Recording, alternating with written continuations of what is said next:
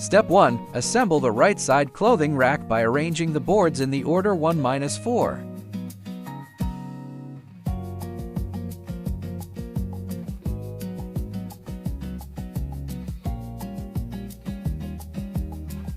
Step 2. Install the coat hooks on the wooden board.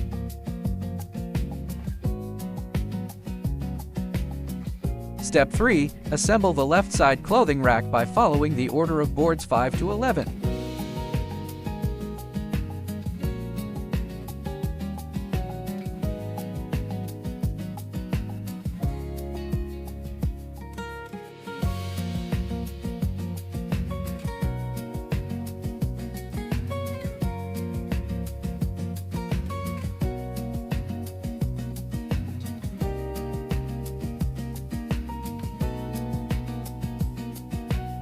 Step 4. Install the coat hooks on the wooden board.